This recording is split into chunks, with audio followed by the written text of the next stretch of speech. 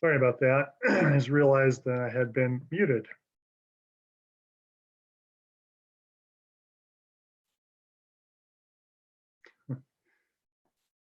Well, great. Let's try that again. My name is Brian Wall. I'm the athletic director here at Colorado Christian University. And so tonight's presentation will actually be focusing on athletics. I know that some of you may have been expecting to see Jim McCormick tonight talking about the CCU commitment.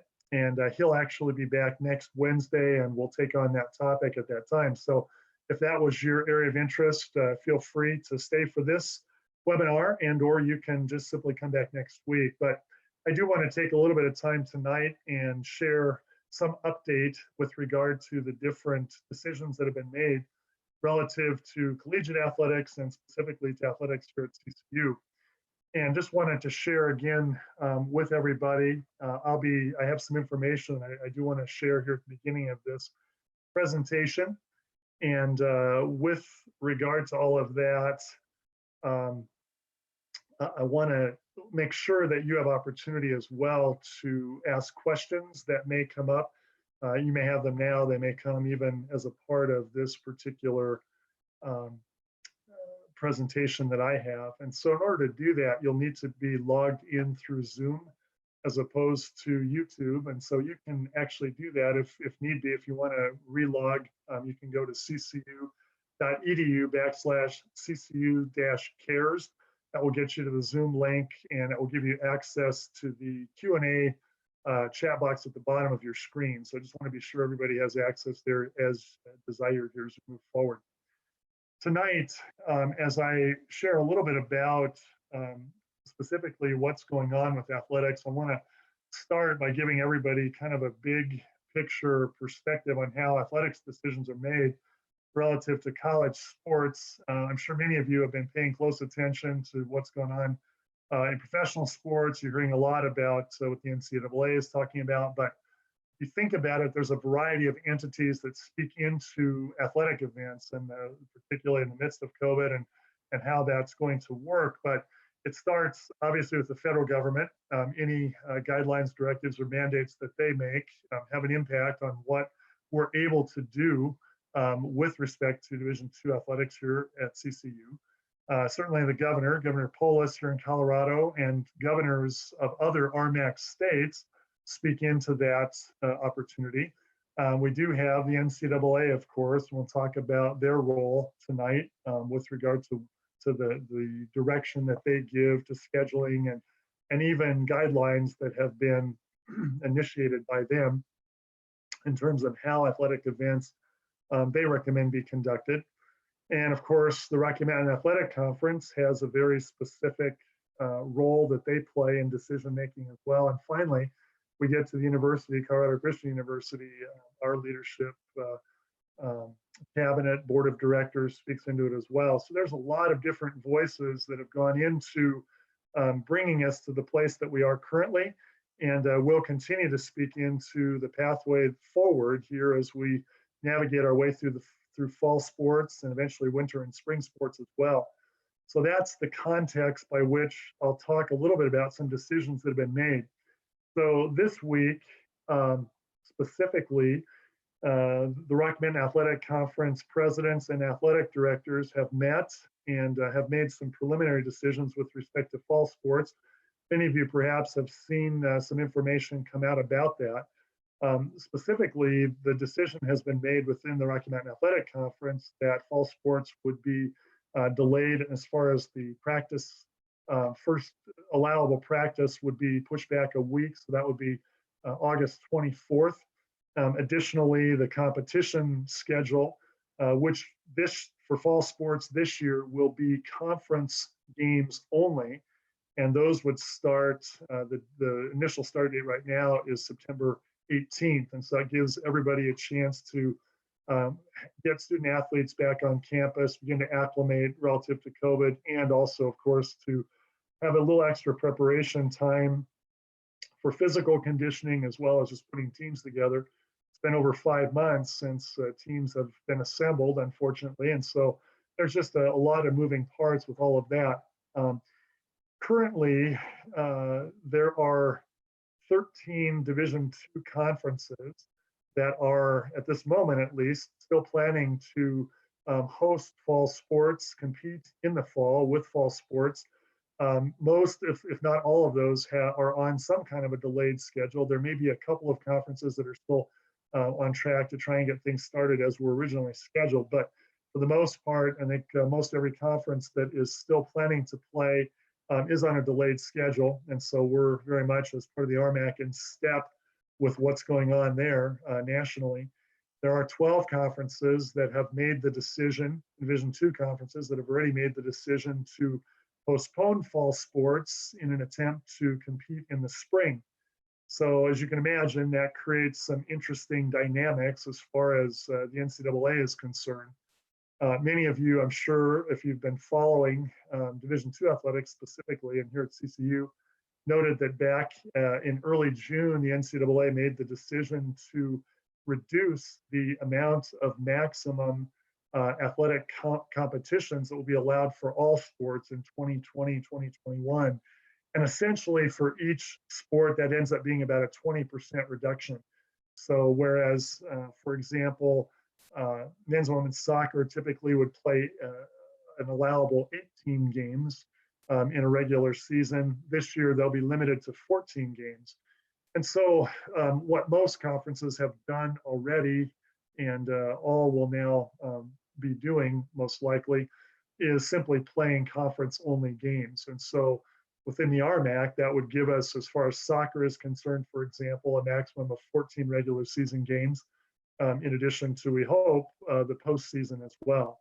And so volleyball similarly has been reduced, as have golf and cross country as far as fall is concerned, basketball, baseball, softball in the spring, and so forth, even track and field. So each of those sports essentially has been reduced in an equitable manner.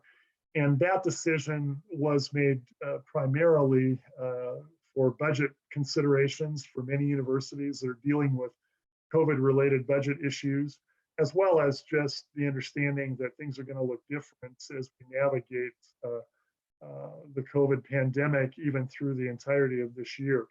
So that's where that's the context in which the RMAC has been thinking, and presidents have been considering the direction that they will head. But at this point, what's most important for us here at Colorado Christian, for all of you as CCU athletes, that we are moving forward here this fall. And so practice is scheduled to begin on August 24th. Many of you know, and some of you have even been on campus, have been working out through the summer. Some have been interacting with coaches and working out with them, as the NCAA did make that allowance uniquely this year because of COVID to allow summer contact between athletes and coaches. That's typically not allowed, but this year it has been.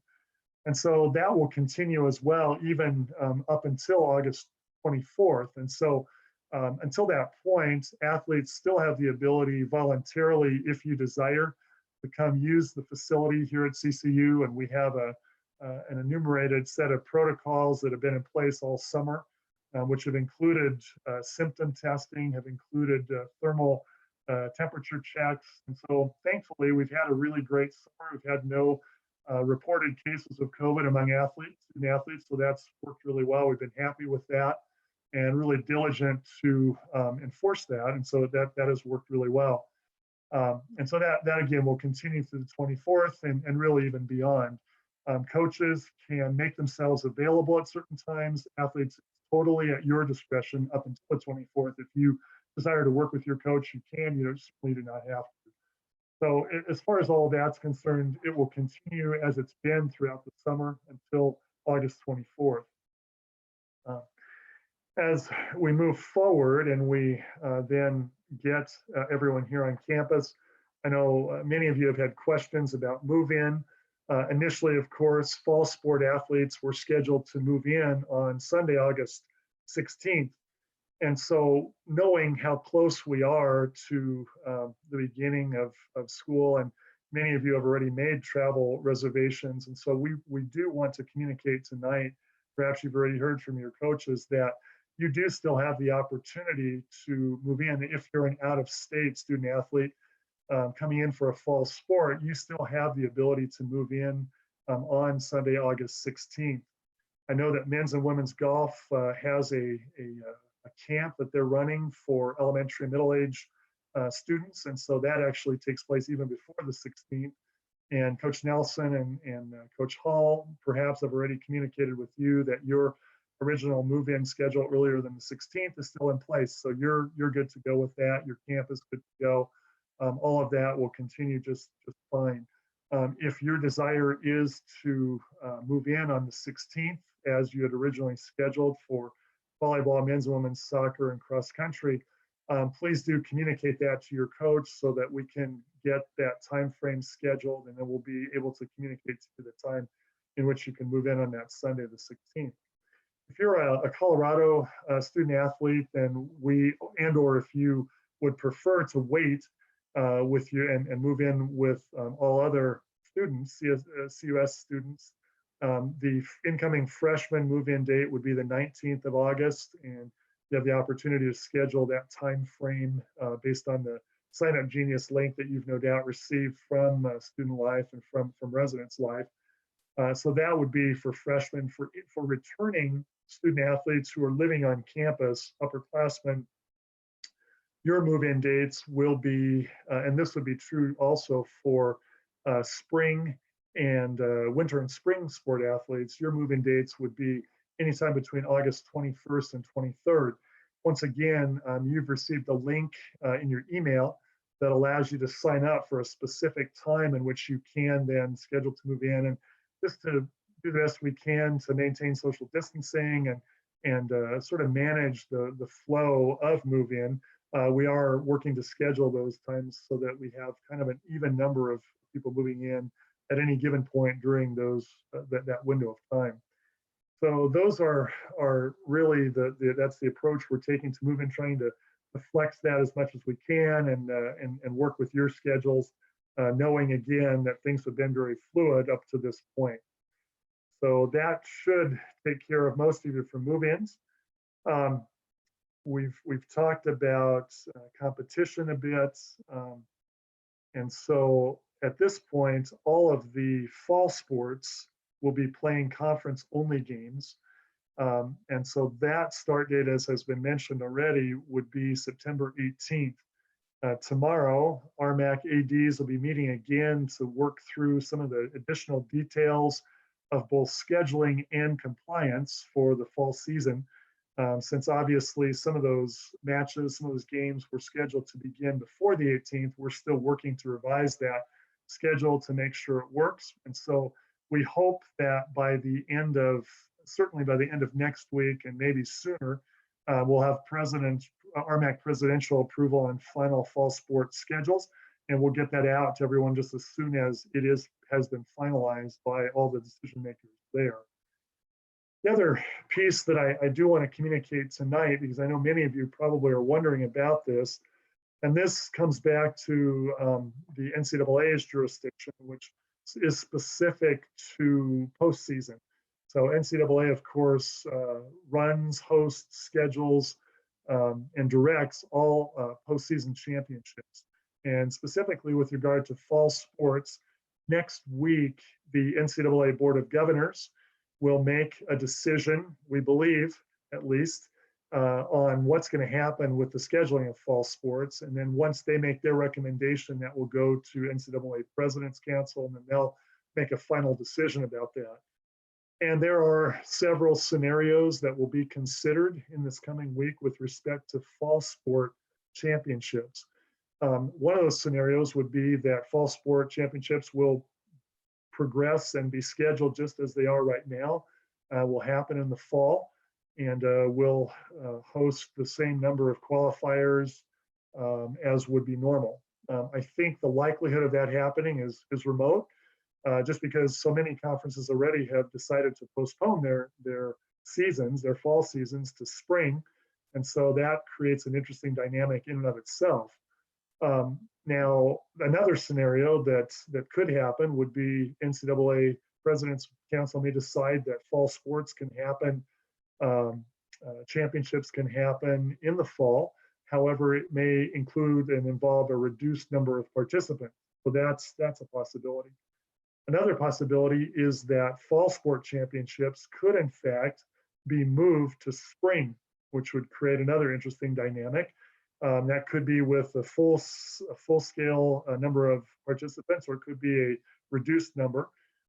If that happens, and if the RMAC continues down the track that we are presently moving, it would simply mean that fall sports postseason, NCAA postseason qualifiers would actually compete in the NCAA postseason in spring. And so their season would be resumed at that point. They'd have time to prepare for it, which again would be unusual. But I think we all realize and must in fact realize that most everything about this year will have a certain unusual feel to it.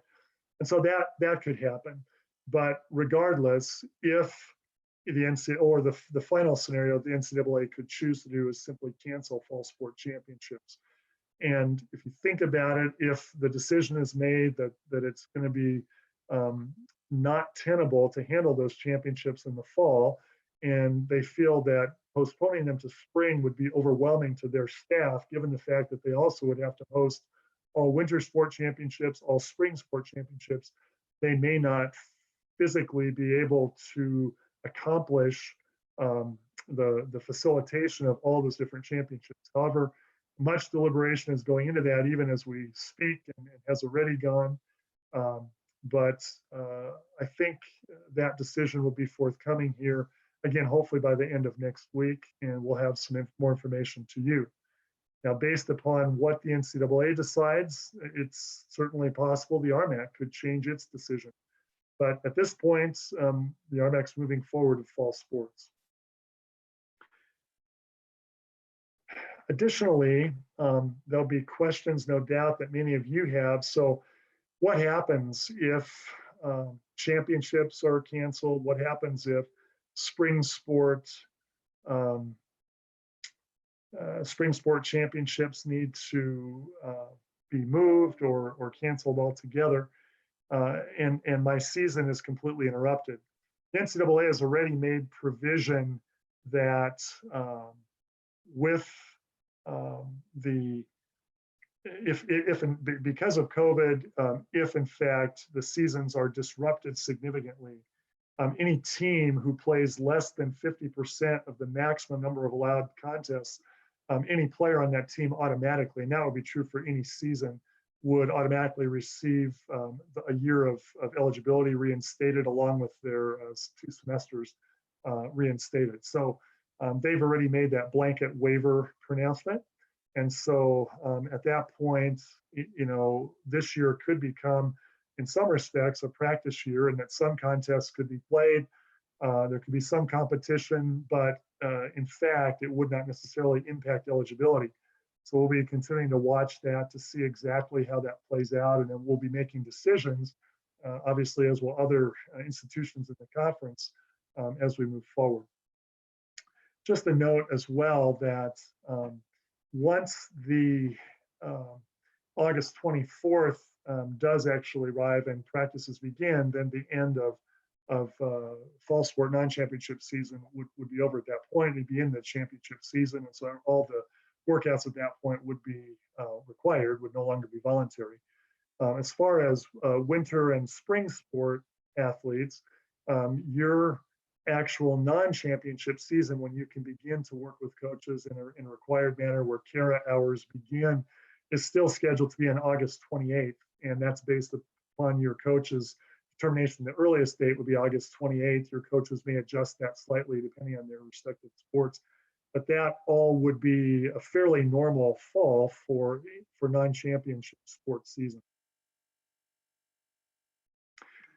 At this point, the RMAC has not made any final decisions about the status of winter and spring sports in terms of changing schedules or postponing or whatever. There have been some discussions made, but obviously that's going to be reviewed much more carefully once we get decisions made by the NCAA. So for example, basketball with regard to winter sports, it's not inconceivable that basketball season might start a bit later than the normal either practice date, which is typically October 15th, or Game schedules would start around the 10th of November. That could all get pushed back a bit, but we'll just have to wait and see what that looks like. So at this point, we will proceed as if winter sports are normal, knowing that we're going to hold that with an open hand and knowing that it could change based on how things go in the fall, based on what happens with COVID. So there will be a lot of different factors that will speak into the scheduling of both winter and spring sports. But as we move forward, we'll certainly have a better feel for that. As far as I know, a lot of you probably are wondering, well, what is the COVID mitigation plan? What's that going to look like for me as a student athlete? And a lot of time and energy has already been invested to put together a plan to keep athletes as safe as we possibly can. That's athlete safety is paramount for all of us within the RMAC and beyond. And so that's part of the thinking in terms of playing conference only schedules, and that allows us as a conference to establish some specific guidelines that all of us who will be competing will agree to abide by. And therefore, hopefully that does keep athletes safe and healthy to the extent that's possible. And so with regard to all of that, what it would, at this point, each of the RMAC schools has committed to doing weekly COVID testing for championship sport athletes who are competing. So every week there will be a COVID test for every athlete. Those results have to be back and in place prior to the contest happening and really prior to teams traveling. So that's a commitment that all teams have made. So that's number one. Typically, those are going to be looking at a 72-hour turnaround. It could be a 96-hour turnaround. You think of testing on Monday, results back Thursday, ready to travel and play by Friday, Thursday or Friday afternoon. And so that'll be number one. Number two, and what we've already been doing, I think many schools who've had athletes back on campus this summer have found this very effective, is doing thermometer checks before every workout, irrespective of the number of workouts each day. But every athlete would have a thermal check. So any athlete that's at 100.4 degree temp or higher would be excluded from that day's participation, would not be able to practice, not be able to play, not be able to travel. And certainly symptom screening would also continue to be in place where athletes have, coughs or respiratory issues, et cetera, things that are typically associated with COVID. If they have two or more of those symptoms, then they would sit out that day and be evaluated. Ultimately, then, if those symptoms persist for up to 48 hours, then an athlete would be referred to their physician and would be COVID tested. If they end up being then COVID positive at any point, either because of symptoms or if they're COVID positive, even being asymptomatic, that's going to be an immediate 14-day quarantine period for that particular athlete. That does not necessarily mean that any athletes that have been in contact with them, and there will be contact tracing that's done, it does not mean that just because an athlete's been around someone who tests positive that they automatically are going to be quarantined. Certainly they'll be tested again and monitored closely for symptoms. But until there's a positive test or until there are two or more symptoms, quarantining is not going to be automatically imposed. So we'll do that. Even teams that are traveling will be symptom checked and temperature checked several times during that trip, at least getting on and off the bus, throughout the weekend that they're traveling. So again, just the monitoring will be very, very critical. The quarantine piece will be in place. And so everything we can possibly do to ensure athlete safety will be a part of those protocols. Here at Colorado Christian, we're still working on the specific kind of testing that we're going to do. We have several potential options, and we'll have that nailed down, we hope, here in the next week or so. But in order for us to compete, we will commit as well to COVID testing.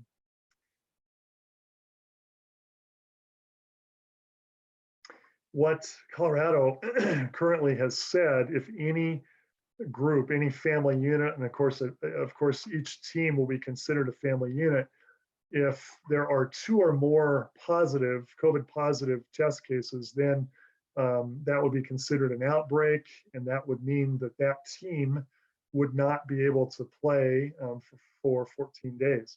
So obviously, that becomes a significant factor because it could happen to an opponent. So it could be that an opponent that we're scheduled to play on a weekend has 2 or more cases that are positive. That opponent would not be able to play that particular weekend as well.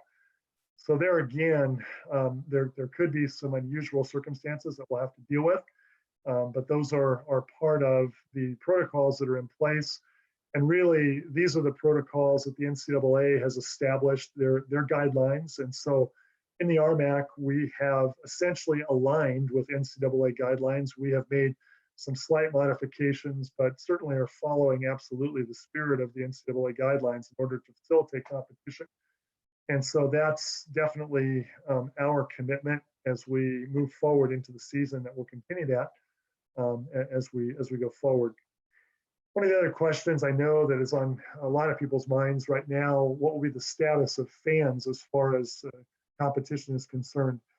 And at this point, again, there's a lot of attention being paid to what's happening with professional sports, but essentially, fan participation will be dictated by state and local guidelines, will be dictated by institutional guidelines. So the conference has not and probably will not make a specific statement regarding fans, because as you can imagine, when you think about schools that against whom we compete, we're talking about Nebraska, we're talking about South Dakota, we're talking about Utah, we're talking about New Mexico, and of course Colorado. So conditions could be very different in some of those geographic locales that might allow fans or might not allow fans. So even certain campuses in Colorado may be able to do fans, may not, based on the county that they live in. So there'll be a number of considerations that will go into play as we evaluate whether or not fans will be able to be a part of that, and what that looks like in terms of social distancing. And it's an indoor event, how many fans are allowed inside? If it's an outdoor event, how many fans are allowed? So there'll be those kinds of questions, no doubt, that are answered as we get closer to the competition. Thankfully, that's one that we do have a little bit more time before we have to finalize a decision. Certainly, all of the events within the conference will be streamed. So if in fact it's not possible for us to accommodate fans for some or all of those competitions, they will be available via stream. So that, at least at this point, is kind of a brief overview in terms of what fall sport athletics are potentially going to look like. Again, this could still change as we get a little bit closer, but this is the road that we're traveling right now. And we're really hopeful to be able to progress down this road and have just as many fall sport competitions as possible, and hopefully with the hope of NCAA postseason as well. So at this point, I will go ahead and take questions that you have. I see the first question in the Q&A box. What about spring sport teams such as baseball that play scrimmages with conference schools throughout the fall? Will they follow the same practice, workout, and play schedule as fall sports? And that is a great question. At this point, the the non-championship sports that will be competing in the fall, we're still working through that decision. And so with baseball, softball, for example, with their scrimmages, that would be they would be the primary teams in question at this point. That hopefully is something that will be resolved by ADs and with a final recommendation to RMAC presidents next week. But that will be part of the AD discussion in our meeting tomorrow, is will we allow non-championship teams to conduct their typical 3 or 4 scrimmages that they do in the fall. At this point, that hasn't been finalized. If so, then yes, my expectation would be that those teams would follow the same guidelines as championship teams. That would only make sense and would be consistent with the protocols that we have in place. I think the other question will be, yes, will it be only allowed to scrimmage other RMAC schools, which would make sense? That would be consistent. Will teams be allowed to scrimmage junior colleges or other teams outside the RMAC? That's probably a little bit more iffy at this moment. But again, we hope to have that nailed down here within the next week. Second question that is here, is Athletes Retreat still on? If so, how's that going to work? Interestingly enough, even before the COVID pandemic struck last winter, we had made some decisions to make an adjustment as far as Athletes Retreat is concerned. Athletes Retreat was already going to be really restructured to be more of a one-day event here in town locally. And so we did that for a variety of reasons, but thankfully, fortuitously, that does give us the opportunity to still have it. So right now we have Athletes Retreat scheduled for August 30th, and it will be a day event at All-Star Park. We have plans for worship band to come in, speaker coming in. We have all kinds of team building events. So it'll have a lot of similar components to what the Athletes Retreat has been, just won't be an overnight event. However, the question there will be if we're able to assemble in a larger group, a group of 250 people or so at All-Star Park. Currently, that's not possible. So we're hoping that as the number of cases continues to trend downward, that number will be expanded, that we'll be able to figure out a way to do it. But we'll be working, that event would happen at All-Star Park and the Gold Crown Foundation. So we may even be able to shuttle our groups in a way that allows that to happen, which we're hoping to. And more information will be coming at that point. Next question is a great one. Will players and or coaches wear masks while on the bench? That's a really interesting question. And the answer at this point is no. Masks, or the way the place that masks would come in would be twofold. As teams are coming into a facility, if they're preparing to play or heading into a locker room to change, then yes, they will be required to have masks. And be coaches, players, athletic trainers, anybody that's a part of the team. Obviously, once they're in the locker room, no. Once they come out to warm up, no.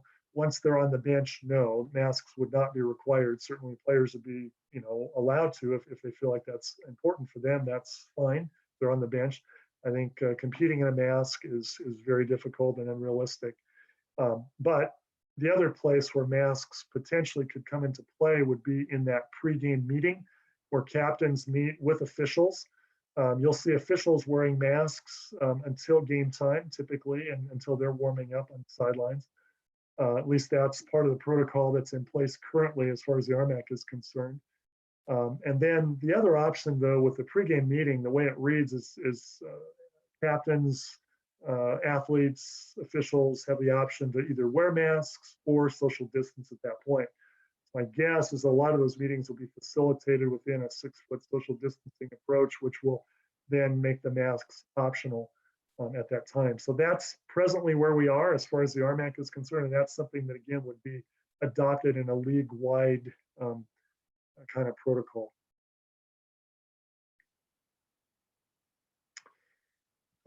Question, again, any restrictions on fans, parents attending matches? And yeah, the restrictions primarily will be based on the number of people that we can actually bring into our facility, be it indoor or outdoor. We're hoping to be able to facilitate fans. Obviously, that would be important. Students, for sure. I know parents will definitely want to be there. So we'll just have to see, and we'll kind of see how state of Colorado responds. We'll see how Jefferson County responds, and we'll see what's possible. But again, and certainly it'll be under social distancing conditions, all of that. As long at this point, in Jefferson County and throughout Colorado, masks are required in public spaces. So I'm sure that will be a part of it. But we'll see how things change. It's so fluid at this point that we could make pronouncements and say we're doing this or that, and that could look very different in 6 weeks to 7 weeks when we're ready to actually start competition. Question, what kind of tests for COVID will the athletes take? What we're hoping to be able to do at CCU is the rapid response test, which is a swab. And so we're working through that at this point.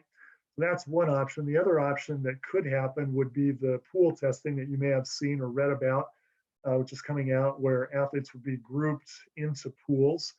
And so at that point, then, if any one athlete in the pool tested positive, then the whole pool would have to quarantine potentially. So what we're hoping for is to be able to make arrangements that would allow us to use the rapid response test and keep everybody tested as an individual.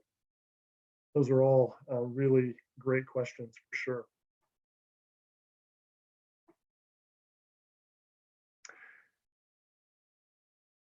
If you have other questions, feel free to, you can chat those to us through the Q&A box. Really appreciate everybody joining us tonight for this update.